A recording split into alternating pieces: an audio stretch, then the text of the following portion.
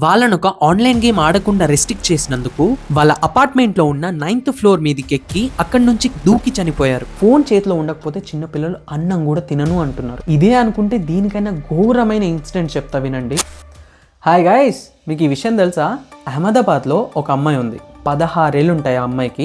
ఆ అమ్మాయి రోజు రోజుకి బాగా ఫోన్ యూజ్ చేసేసరికి వాళ్ళ డాడీ ఏం చేశాడు తెలుసా?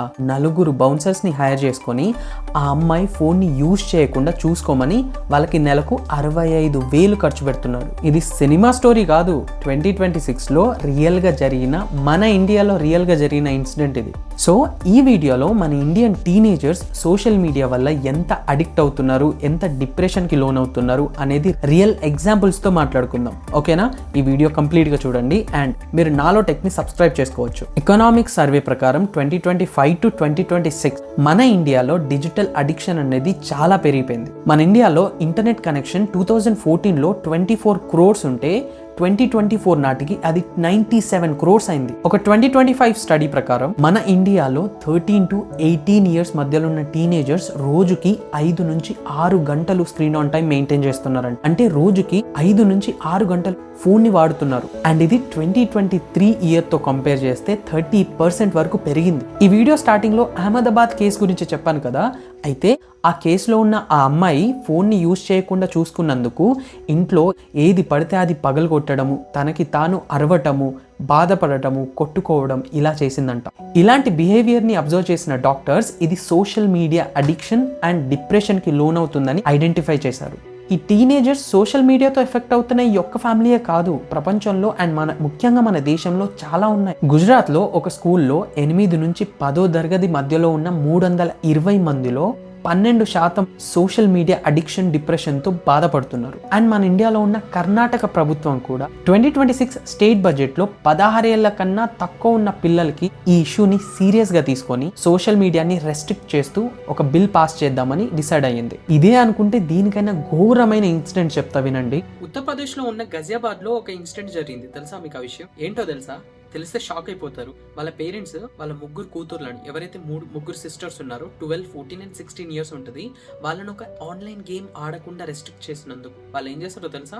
వాళ్ళ అపార్ట్మెంట్లో ఉన్న 9th ఫ్లోర్ మీద ఎక్కి అక్కడ నుంచి దూకి చనిపోయారు. అవును, ఇది నిజంగా జరిగింది ఉత్తరప్రదేశ్లో. దీనికన్నా హార్బుల్ మూమెంట్ నేనైతే ఎప్పుడు చూడలేదు. ఈ కేస్ నేషనల్ లెవెల్లో చాలా వైరల్ అయింది. అసలు ఇలా ఎందుకు జరుగుతుందని ఎక్స్పర్ట్స్ని అడిగితే వాళ్ళ ప్రకారం ఇది ఒక యాప్ డిజైన్ మెథడ్ అంట.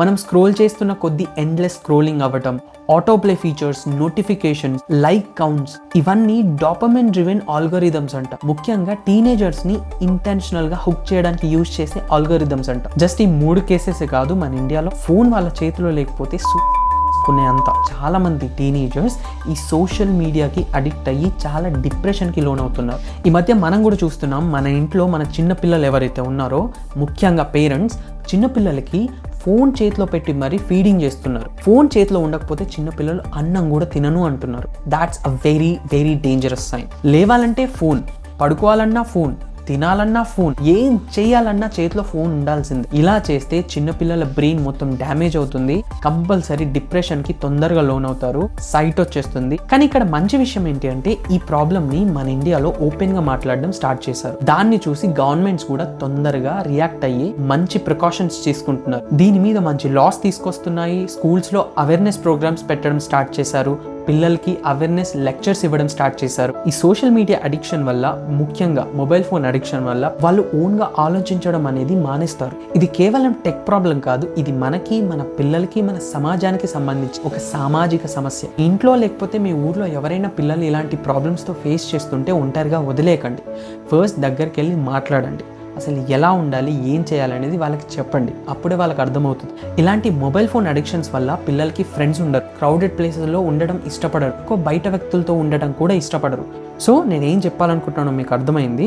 టెక్ ఇస్ గుడ్, కానీ ఓవర్గా ఏం యూజ్ చేసినా ఇట్స్ వెరీ డేంజరస్. ఈ వీడియోని మీ ఫ్రెండ్స్ అండ్ ఫ్యామిలీ మెంబర్స్కి ఎంత అయితే అంతమందికి షేర్ చేయడానికి ట్రై చేయండి. అండ్ ఇలాంటి యూస్ఫుల్ కాంటెంట్ కోసం మీరు నాలో టెక్ ఛానల్ని సబ్స్క్రైబ్ చేసుకోండి. నేను Sai Charan and see you in the next video.